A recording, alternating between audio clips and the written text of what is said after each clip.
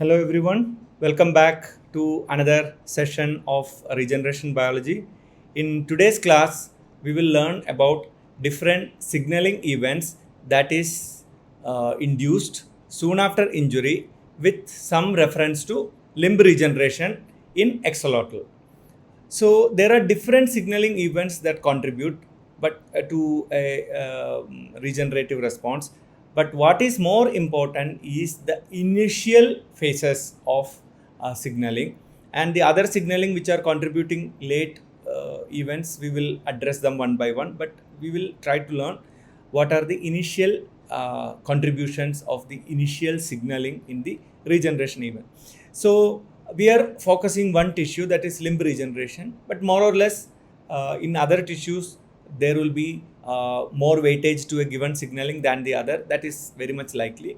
So limb amputation in salamanders, they are a well studied model, leads to a wound response that ultimately replaces the missing part, and we usually call it as epimorphic regeneration. This is very unique among the tetrapods that involves the migration and recruitment of multiple cell types, because in a limb there are so many different types of tissues are there. Bone is there, muscle is there, epithelium is there, connective tissues are there like blood vessels, etc., and also various other associated tissues, neurons, etc., comes into picture. And this includes immune cells, epithelial cells, axonal growth cones, and connective tissue cells, and these are all contribute to the formation of the blastema, which contains the proliferating group of stem cells in the blastema, and we can also call them as the progenitor cell because they are giving rise to a given tissue type to rebuild the exact lost limb part. So a number of signaling and events and the cell biological events have been defined to bring about this remarkable phenomenon. So we should also understand the intimate coordination.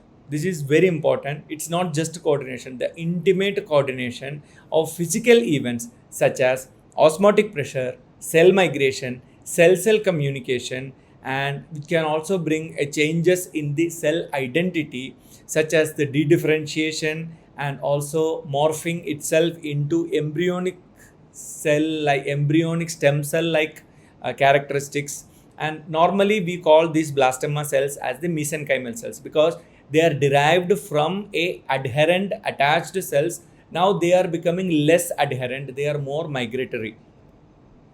So the formation of the blastema, it takes a prolonged period of around 1 to 3 weeks. Although the formation of blastema happens immediately, it's normal assumption of a tissue type, etc., can take up to around 1 to 3 weeks, depending upon the size of the size and shape of the organ, and also what is the age of the animal and what species of salamander you are working, whether it is in larval stage, whether it is in a metamorphosed stage. Everything determines whether the limb regeneration can happen fast or slow. During this process, multiple signaling hubs such as the wound epithelium, like we already discussed, like in the case of zebrafish fin, there will be an epithelium, wound epithelium, that has to cover the blood clot, or wherever there is a wound, soon after the blood clot is formed, the wound epithelium has to cover it, and the injured nerves as well as the immune cells come into picture. They signal each other, and also it also contribute to the connective tissue cells. So immune cells, connective tissue cells, and also the nerve endings, the damaged nerve ending cells, that can help in the migration of all these cells, that is the mesenchymal cells, into the amputation site, that eventually leads to the formation of the blastema. But remember, everything is happening under the wound epithelium. Wound epithelium can be seen like a blanket, what you put on top of you when you are sleeping. In salamanders, responding keratinocytes from the adjacent intact skin, they delaminate from the epithelium. Keratinocytes, they are present in the damaged limb. They can detach or delaminate. That means it loses its connection from the basal lamina, delaminate from the epithelium, presumably with the help of a transforming growth factor beta, TGF beta in short form, dependent epithelial to mesenchymal transition, because TGF beta signaling is a pivotal signaling that plays in the epithelial to mesenchymal transition. I already told you epithelium is an adherent property of the tissue, but it has to become mesenchyme, then only the blastema can form. And this is helped by TGF beta signaling, and this is in turn, the TGF beta signaling in turn is helped which contribute to the induction of genes such as snail and slug. So TGF beta signaling leads to the induction of snail and slug genes, and they are enriched in that wound region that is necessary for the formation of the so-called blastema, or the mesenchymal epithelial to mesenchymal transition leads to blastema formation. Let us see a few more initial mechanisms. Various investigations of the substrate requirements revealed the rapid migration. So whenever you do regeneration biology study, whenever you work on the stem cell, like we also discussed, when you are growing embryonic stem cell, you need a feeder layer, leukemia inhibitory factor, etc. So this acts like an attachment as a substratum. And also the cells need so-called extracellular matrix. Various proteins contribute to the extracellular matrix that includes fibronectin and collagen and fibrinogen, etc. So this substrate specificity of fibrinogen, a clot component, fibrinogen is present in the blood clot component that forms immediately at the wound site, presumably allows the rapid epithelial crawling, because there is fibrinogen present in the blood clot, which is a friendly ECM for the cells to crawl, rapid epithelial crawling over the clot. So like I told you how wound epithelium is formed, the blood clot has this so-called ECM called fibrinogen, allow the cells to migrate over it. And salamanders, rather than under the clot, it does over the clot and over the granulation tissue. It happens normally over the blood clot, as seen in the mammals. Also it attempts to do, but this is not powerful enough to create a proper regenerative response. So crosstalk between macrophages and epithelium has been established to mediate epithelial migration in other animal models. So many research have happened. If you bring about an epithelium, can you get a regeneration? Can the blastema can form, etc. However, what is been seen is that the depletion of macrophages from axolotls does not inhibit epidermal cell migration over the stump. So macrophages are the initial molecule phagocytic cells, but if you deplete it, we have seen how depletion of macrophages have contributed to fin regeneration. It doesn't regenerate, and they are meant for interleukin 1 beta production in the case of zebrafish. But if you supplement interleukin 1 beta, even after macrophage being depleted, you get more apoptosis. So macrophage has got a much bigger role, not just producing a interleukin 1 beta. So same way, macrophage depletion, what has been shown, it does not inhibit epidermal cell migration over the stump. That happens normally. But what is importantly, the macrophage depletion reduced early wound epithelium associated gene expression such as MMP9, matrix metalloproteases 9, and the wound epithelial marker WE3, wound epithelial marker WE3 gene. These are necessary for the clearing of this junk, that is the blood clot, etc., the matrix clearance, etc., is needed for the new cells to migrate. So even if the macrophages are lacking, the hydrogen peroxide H2O2 that is released in response to the wound is sufficient to attract the leukocytes, and this will trigger a normal regenerative response. So all we need is the initial attraction of the immune cells. So the hydrogen peroxide can do this. So early events and amputation it can mediate the wound epidermis formation. What we have seen now, we are seeing in a pictorial form. So first thing, the first part is the osmotic changes sensed by the epithelium causes a release of the ATP, and it will also promote hydrogen peroxide gradient formation, as you can see in this picture. Whenever there is a damage, hydrogen peroxide will be created. Then epithelium secretes migratory chemokines. Chemokines attract the cells, especially the immune cells, where to act. So wherever the chemokine production is there, from there to distant place there will be a gradient, and based on this gradient there will be cells that will be coming to that side. And third phase is the recruit immune cells respond to the injury signals, and that will create a TGF beta and epidermal growth factor. Immune cells also contribute to the TGF beta signaling. Like I told you, snail and slug production will happen, that is needed for epithelial to mesenchymal transition. And step 4, TGF beta and ATP promote EMT, epithelial to mesenchymal transition, and epithelial sheet migration at the wound site. And then comes to the step 5, movement of these cells to the wound region where the actual wound is there, because the migration starts from the non-wound area and then moves into the wound area. And at step 6, the cell migration completes and there is a continuous wound epidermis formation that happens. So these acts one by one in an orchestrated manner in response to injury. Then only you end up getting the proper wound epidermis. This is normally done by the connective tissue or the epithelial tissue migration, which is in turn by all this collective effort by various signaling events. And if you look further, the early events after amputation, what you know is that there is another step of events that is happening. The peripheral cells, they respond to the injury by water intake. The environment in which the animal is living, it can attract the water molecules, and it will promoting a hypertrophy. That means the cell will become larger in size, adjacent, and like you can see here, step 1 in this panel, and they are becoming little bigger because the peripheral cells respond to the injury with the water intake, and it causes a swelling. That is what these cells, brown cells, are little bigger, and the epithelial cells are then pushed towards the damaged area. So in this way, the neighboring cells will be pushed up.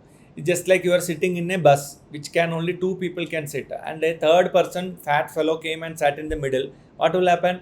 The left fellow will go left side, right fellow will go to the right side. So this swelling creates a pushing of the cells, and this will trigger the movement of the wound epidermis. Remember, these cells are moved not because of the proliferation but rather migration of the cells.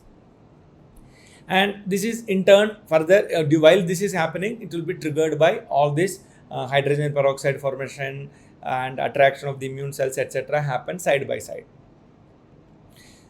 So if you look further, the pharmacological inhibition of the canonical and non-canonical TGF beta signaling. We know TGF beta signaling is important for epithelial to mesenchymal transition, which is triggered by the immune cells, etc. But what if you block it by either by using some drug or by some genetic method? And it was shown to delay the wound closure and after the limb amputation naturally, because EMT is not happening. So where is blastema? So wound closure can take its own time. However, it is not clear whether this delay is sufficient to adversely affect the regenerative outcomes, as the prolonged TGF beta inhibition results in its inability to form the blastema, which might be an effect on other target cell populations as well. So if you make an immediate blockade, it will cause a delay, but a prolonged blockade, no regeneration at all. So in parallel, what happens? A wound response occurs in the underlying fibroblast, and possibly other cell types also get affected in the injured limb stump.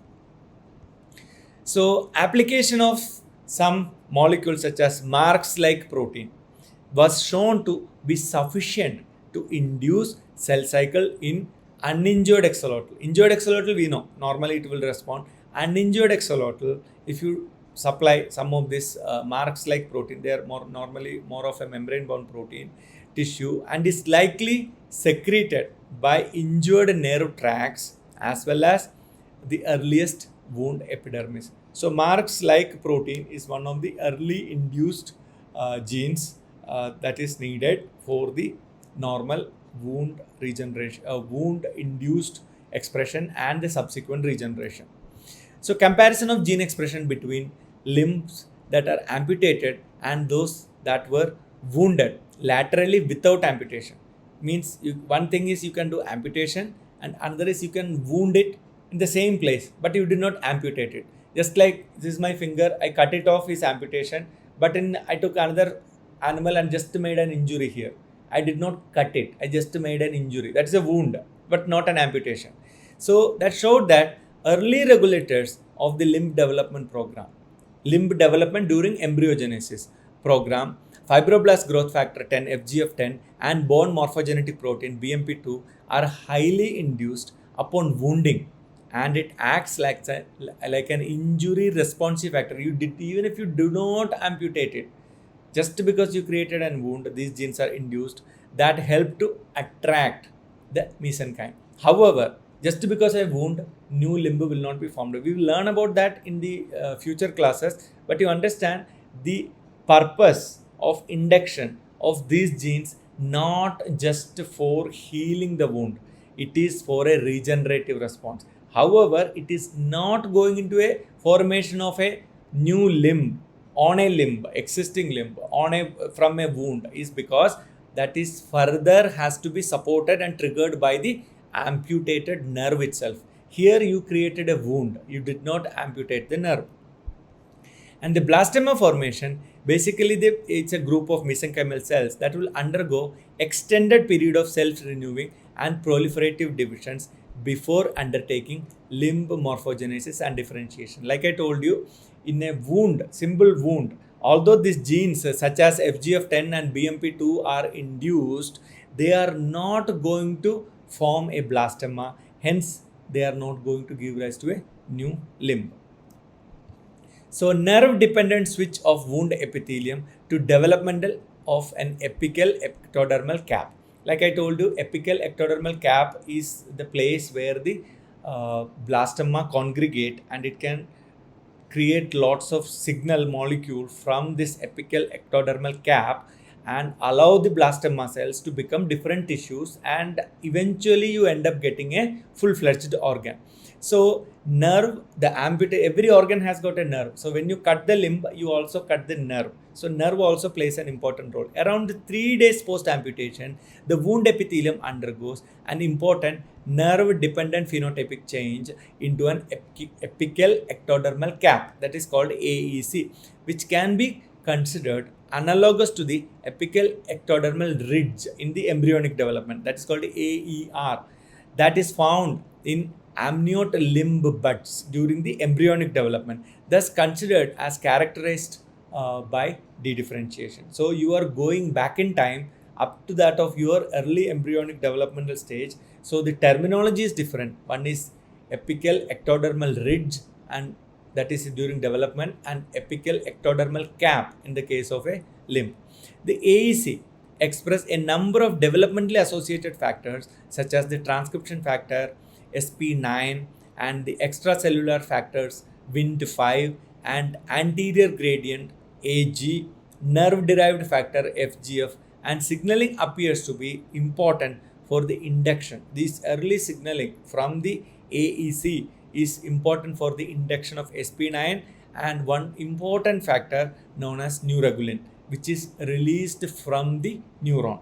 We will learn about neuregulin and how nerves are important in the subsequent class, but now we can learn that neuregulin is a nerve derived factor that is contributing to the regeneration. In recently identified molecule, that is metkyne, which is also important in the retina regeneration, we should also understand metkyne is a cytokine that has a strong connection with the circadian rhythm also. So like if you amputate an animal and you keep it in extreme bright or extreme dark, and delineate its light dark cycle, then the metkyne levels are affected, hence the regeneration can be negatively influenced, no matter whether it is zebrafish or axolotl. So metkyne is an important factor. It's small 13 kD cytokine, and it's a factor expressed in the AEC, apical ectodermal cap, and also in the distal mesenchyme. So blastema has got two parts. One is closer to the animal, that is proximal, and away from the animal or far away from the animal, that is distal. So that is metkyne is expressed in the distal mesenchyme, and that is essential for the maintenance of the apical ectodermal cap. So the metkyne decides how long, how far, or how strong the AEC should be maintained. So although AEC is important for the signaling events, but Maintenance of AEC also is important thing. It is just like in a father in the house will be the income. He is the income generator. But maintenance of father also is important. Father is not invincible. So same way, AEC is formed, but that has to be maintained. Then only it can continue to give the signaling. So medkine plays an important role for that. And AEC also helps in the leukocyte recruitment, because a lot of granulocytes, early immune response, and also it contributes. The AEC contributes to the establishment of the limb patterning, that is the limb regeneration or the proper so-called organogenesis. Pharmacological or CRISPR-Cas based mediated genetic interference of the medkine has resulted in the inhibition of regeneration characterized by a lack of AEC morphogenesis. That means AEC is an important signaling place similar to that of AER of the embryonic development of the limb, but medkine, if you disturb it, you will not get a proper AEC formed itself. Now you forget about signaling emanating from the AEC. So this is what you should keep in mind. Another signature of the medkine repression was the sustained inflammatory signaling. Remember what happens in the diabetic ulcer: sustained inflammatory signaling and the presence of monocytes, pointing out a potential role of WE, wound epithelial specific, and AEC in the immunomodulation. So WE is a gene, that is also WE3, we saw it, and WE is a short form of the wound epithelium, and wound epithelium leads to the formation of apical ectodermal cap, which is a signaling event, which is the place of induction of various signaling event, and AEC formation depends on the medkine, and absence of medkine keeps a pro-inflammatory environment of the injured area remains inflammatory, which is not welcome. Initial inflammation is needed, then it should shift. Anti-inflammation or anti-inflammatory cytokines has to come into picture. Hence, medkine is a very important contributing molecule for the establishment of the AEC itself. So, connective tissue dedifferentiation and the stemness is established by the paracrine signals and spatial localization. So, whatever we have seen, any tissue, that is especially the blood vasculature tissue, has to establish into the blastema. Then only they will get the food and oxygen, glucose and oxygen. So they plays a major role, and their dedifferentiation, the connective tissue dedifferentiation, is a must. So you can see here step by step. First thing, the cues originating from the severed nerve, severed means amputated nerve, apical ectodermal cap, and immune cells that are contributing to the connective tissues dedifferentiation. And also the nerve and also the Schwann cells are there. Every neuron, whenever you talk about a nerve or neuron, it also have got associated cells called, they are the glial cells called Schwann cells in the peripheral nervous system. And these CT cells, what you are seeing here, which is engulfed in the ECM, they are helping in the dedifferentiation, for which the involvement of damaged ECM proteins and also MMPs contribute to the so-called reprogramming. And CT cells respond to the signals by dedifferentiation to a progenitor-like state. And once it happens, you end up getting an apical ectodermal cap, as you can see here, and which is a bunch of cells that acts like a signaling center, like AER in the embryonic development. And lot of such molecules are there. PDGF is there, NRG is there, MLP is there, NAG is there, FGF is there, and MK, MLP, all these things, they to and fro. Some signaling facilitate the apical ectodermal cap, and some signaling coming from apical ectodermal cap contribute to the connective tissue dedifferentiation. After injury, different niches such as nerves, Schwann cells, AEC and blood vessels, and immune cells create a complex signaling network, as you can see in this picture.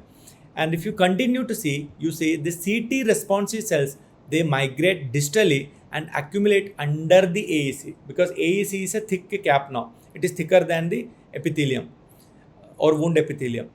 Early and mid CT cells, connective tissue cells, will contribute to the multipotent progenitor population, and late migrating cells will contribute to soft connective tissue formation. So these dedifferentiated connective tissue migrate into the different layers. That's what you are seeing here, distance from the injury, and this is the maximum distance, and this is the injury spot, and this is the closer to the animal.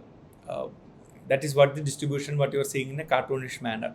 So the cells migrate early migration and they get into multipotency, and these ones closer to that, they have limited potency because that is closer to the body. The initial location of the CT cells relative to the injury will influence the timing of migration and destination within the blastema, whether it will stay in the middle of the blastema, closer to the body, or far away from the body. Those things will be decided, and this will decide the cellular stemness. What is far away from the body, they are actively proliferating. That is closer to the body, now they are waiting for the differentiation. In this scheme, the arrows, what you see in this picture, they represent non-interactions, and also the dashed arrow represents possible but indirect or direct linkers are not known, indirect interactions. And the short forms you can read: MK, Medkine, NRG, Nuregulin, etc. So now what we need to know is that an early anti-inflammatory immune system plays a major role. So far we have seen pro-inflammatory. Pro-inflammation is a must, but while the pro-inflammation is a must, you also need to have anti-inflammation. Like this we kind of discussed about M1, M2 macrophages also earlier, but this is the deciding factor. Pro-inflammation brings the immune cells, TGF-beta and other signaling events happens, and you don't want that pro-inflammation continue. Just like you go to a restaurant and you don't want to sit there permanently. You have your food and come out of the restaurant. Same logic. A cytokine profiling and leukocyte characterization point to an early activation and infiltration of immune resolving macrophages. Remember, in the fin also we saw they are called M1 macrophages, immune resolving macrophages into blastema in the case of axolotls. Same thing happens with the zebrafish fin also. One gene called interleukin 8, IL-8, is a cytokine that is expressed in the mesenchymal blastema that is necessary and sufficient. That is more important, necessary and sufficient to attract the monocytes. So what we understand, the IL-8 induction that is occurring in the injury site is sufficient to attract the monocytes, which in turn can create a pro-inflammatory environment.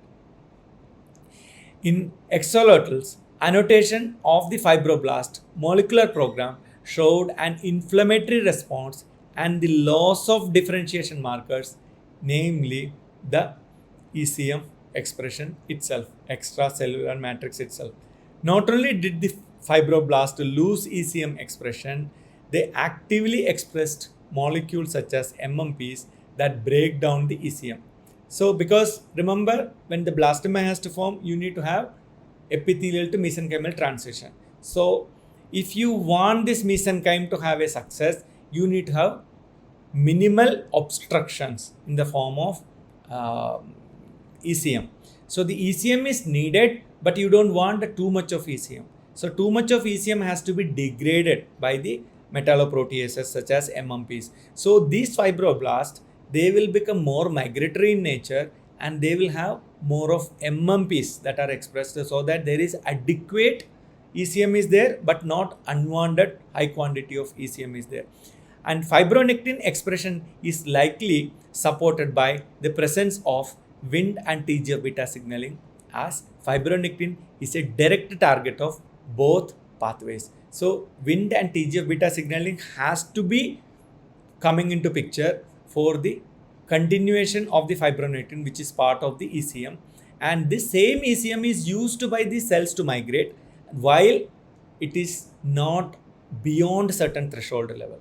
So we will study more about other signaling events in the subsequent class. Thank you.